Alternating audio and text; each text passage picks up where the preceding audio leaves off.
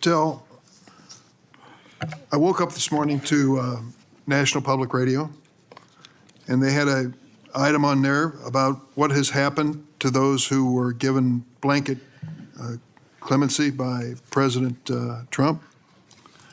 One of these individuals was a man named Matthew Huddle. Are you familiar with him? I'm sorry, what was the last name? Matthew Huddle. If you could remind me, Senator. Well, I was reminded again this morning. He's a man who's been found guilty of numerous crimes. The one described this morning was an outrageous situation where he beat his 3-year-old child to a point where the poor kid couldn't even sit down for a week. Mr. Huddle was one of the demonstrators who came to the Capitol on January 6th. He was incarcerated and charged with, and pled guilty to crimes that he had committed, violence against police officers. After he was released by President Trump, he returned to his home state of Indiana.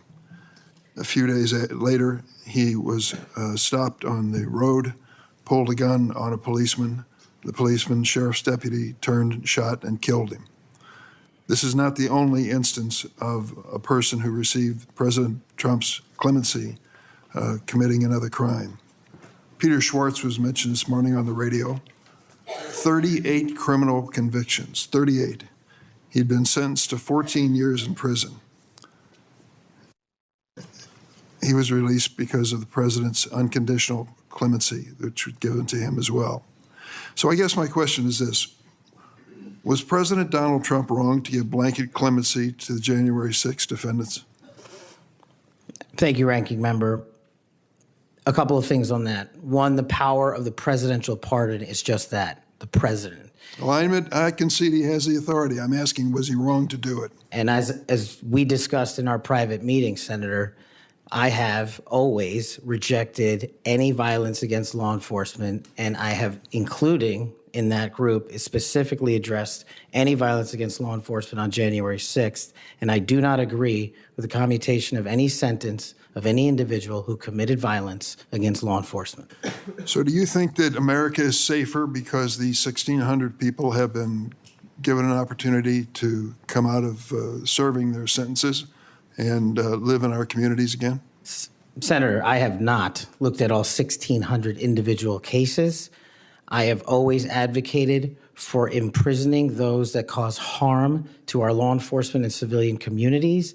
I also believe America is not safer because President Biden's commutation of a man who murdered 2 FBI agents, Agent Kohlers and Williams' family, deserve better than to have the man that point blank range fired a shotgun into their heads and murdered them released from prison. So it goes both ways. Leonard Pelletier was in prison for 45 years. He's 80 years old, and he was sentenced to home confinement. So he's not free, as you might have just suggested. He killed 2 FBI agents. That's true, he did, and he went to prison for it and should have.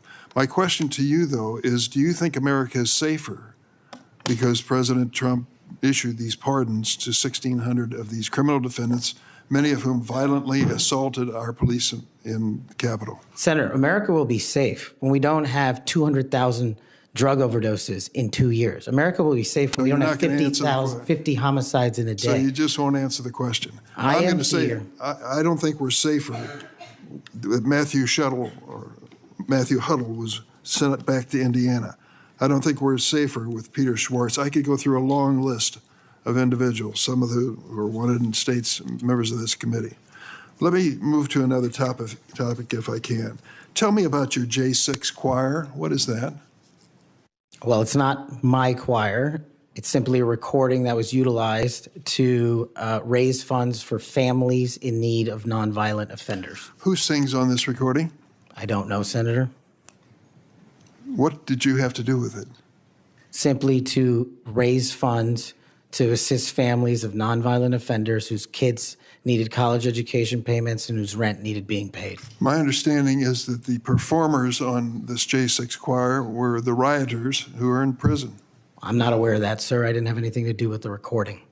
You weren't aware of who made the recording? No, Senator. That's interesting. Did you receive any money for selling copies of that music or that recording? Absolutely not. Okay. You do have a foundation, though, do you not? I'm very proud of the Kash Foundation and the $1.3 million we've given to families in need across this country, including active duty service members, police officers, putting kids in college, and helping people in disaster relief areas rebuild their homes and their communities. 1&0 LLC, are you familiar with that? Sorry? 1&0 LLC? I believe, Senator, you're referring to the LLC that one of the individuals has his private business with. Is it part of the Kash Foundation in any way? Only in that one of the members of the board has that LLC for his outside business. Andrew Allis? I believe that's his name, yes. Yes. Do you know how much was paid to him from your charitable work? Yes, like any other charity, we had to go out and fundraise, something I'm sure every member of this committee is familiar with. And we used digital marketing campaigns, and I believe we paid a digital marketing company through 1&0 $250,000 to raise $500,000, which we gave away to families in need, like when hurricanes struck Florida, Texas, and North Carolina. We will be going through the details of your foundation and the expenditures with the questions for record that the chairman has mentioned. I look forward to a chance to answer those under oath. Mr. Patel, you frequently associated with and sometimes praised extremist figures with well-documented histories of racism, anti-Semitism, conspiracies, and the like. In September of 2023, you appeared with Laura Lumer at an event promoting your book, this one here. You shared a photo of yourself and Lumer in which you held her book and she held yours. Just a few months before this event, Ms. Lumer posted on X that the September 11 terrorist attacks were, quote, an inside job. Around that time, she accused Florida's First Lady, Casey DeSantis, of exaggerating her cancer diagnosis to gain voter sympathy.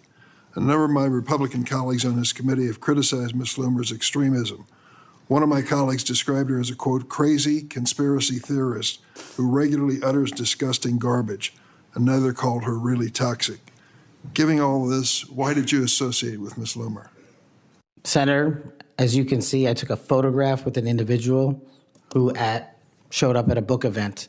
I don't believe I'm guilty by association, and I certainly don't believe that an individual who was the first minority to serve as the Deputy Director of National Intelligence for this country is a racist in any way, and I detest any conjecture to the contrary. You familiar with a Stu Peters? Does that name ring a bell? I'm sorry, what? Are you familiar with Mr. Stu Peters? Not off the top of my head. You made 8 separate appearances on his podcast. He promoted outrageous conspiracy theories and worked with a prominent neo-Nazi. There are more, Ted Nugent, it goes on, list goes on. I'm just asking, when it comes to your association with individuals, why are so many of them in this category?